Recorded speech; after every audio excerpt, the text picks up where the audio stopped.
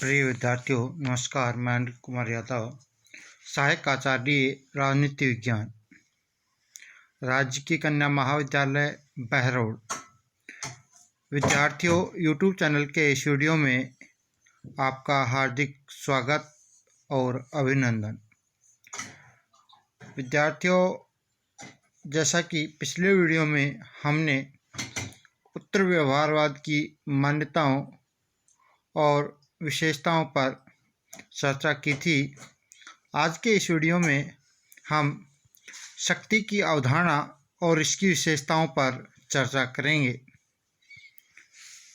तो बात करते हैं विद्यार्थियों शक्ति की अवधारणा पर। विद्यार्थियों, राजनीति विज्ञान में ही नहीं, शक्ति के महत्व को तो प्रत्येक काल में और समाज में स्वीकार किया जाता है। राजनीति की तो यह हमेशा से केंद्र बिंदु रही है। राजनीति विज्ञान में विद्यार्थियों शक्ति प्राचीन काल से ही महत्वपूर्ण रही है। कौटिल्य ने दंड शक्ति को राजनीति का मूल आधार कहा था। विद्यार्थियों, राजनीति विज्ञान में तो शक्ति को सभी प्रमुख राजनीतिज्ञों ने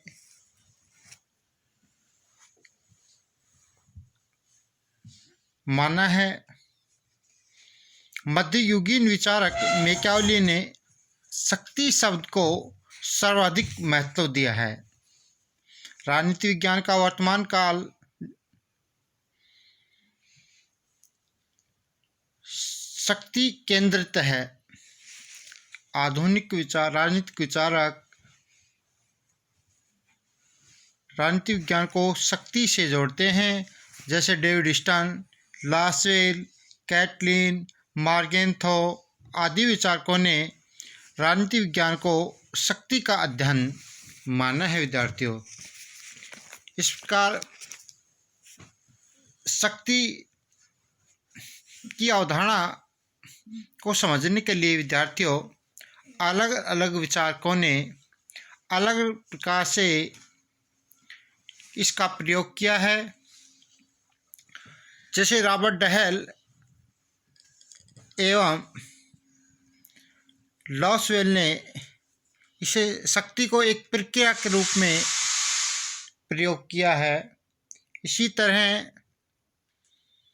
कैटलिन ने शक्ति को नियंत्रण के रूप में माना है। इसी तरह लॉसवेल शक्ति को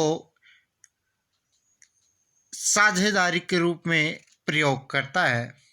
इनके अलावा विद्यार्थियों, कौटिल्य की बात करें, कौटिल्य शक्ति को बल के रूप में प्रयोग करता है। इसी तरह हाब्स शक्ति को एक सामान्य प्रवृत्ति के रूप में, संभावना के रूप में और संकल्प के रूप में मानता है। विद्यार्थियों, इन सब के अलावा जब हम शक्ति को परिभाषित करते हैं तो शक्ति को विभिन्न राजनीतिज्ञों ने विभिन्न अर्थों में प्रयुक्त किया है।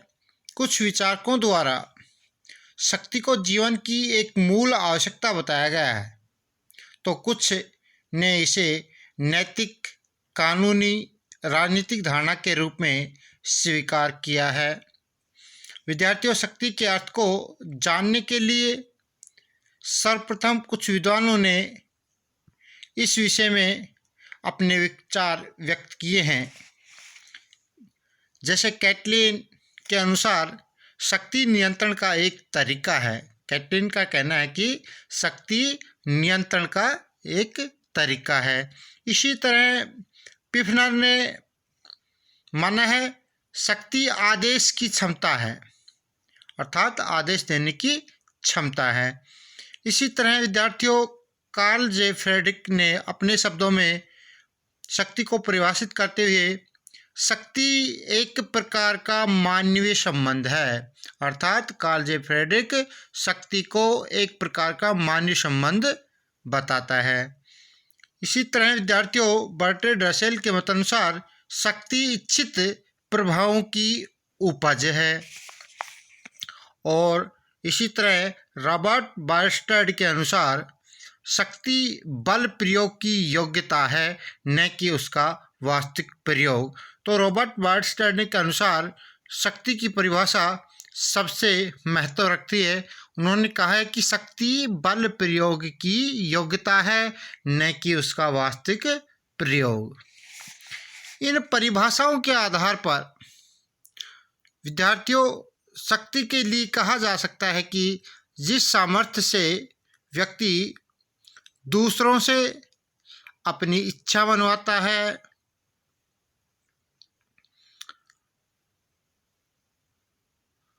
अथवा उन्हें अपने आदर्शों का पालन करने के लिए मजबूर करता है,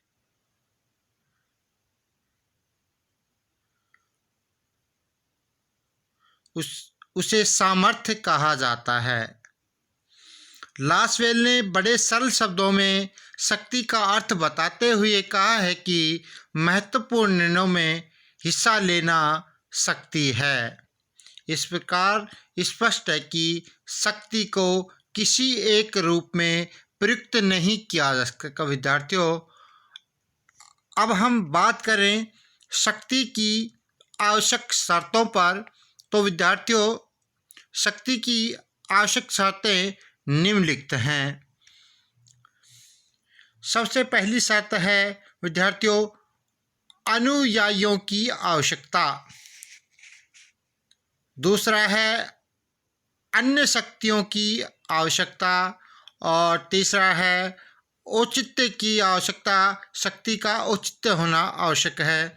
और चौथा है विद्यार्थियों, शक्ति में चयन की आवश्यकता, चयन की आवश्यकता।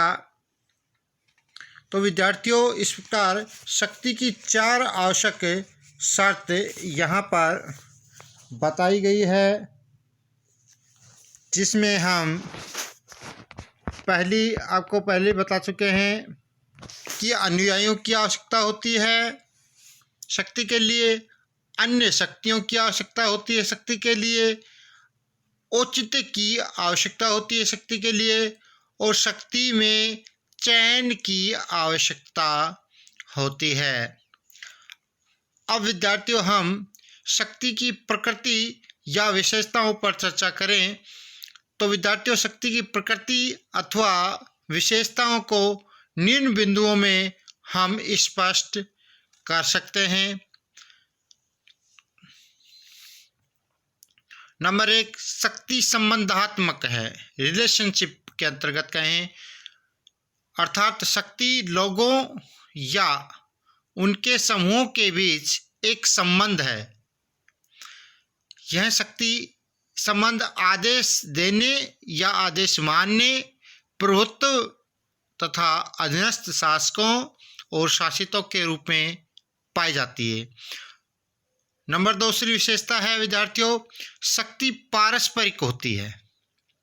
इसमें एक कर्ता श्रेष्ठ स्थिति में तथा दूसरा कर्ता अधीनस्थ स्थिति में होता है, लेकिन शक्ति संबंध द्विमार्गी प्रक्रिया होती है। इसी प्रकार तीसरी विशेषता है व्यक्ति सापेक्ष होती है, अर्थात शक्ति सापेक्ष ही होती है, ना कि निरपेक्ष। दूसरे एक व्यक्ति में की तुलना में दूसरे व्यक्ति के पास अधिक शक्ति हो सकती है, अर्थात कहें कि विद्यार्थियों यह सापेक्ष होती है।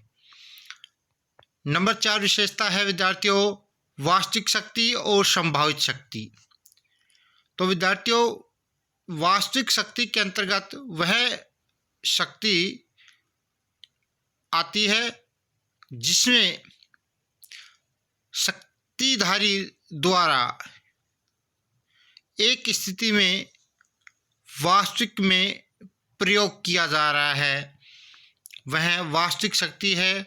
और संभावित शक्ति में वह शक्ति होती है जिसका प्रयोग एक शक्तिशाली द्वारा किया जा सकता है। तो विद्यार्थियों यहाँ पर हमने शक्ति की 4 विशेषताएं स्पष्ट की है कि शक्ति संबंधात्मक होती है, शक्ति पारस्परिक होती है और शक्ति सापेक्ष होती है, और शक्ति संभावित भी हो सकती है और शक्ति वास्तविक भी हो सकती है। संभावित शक्ति जिस शक्ति का प्रयोग किया जा सके संभावना हो, और वास्तविक शक्ति जिस शक्ति का प्रयोग वास्तव में सत्ताधारी द्वारा प्रयोग किया जाता है उसे वास्तविक शक्ति कहा जाता है। धन्यवाद विद्यार्थियों।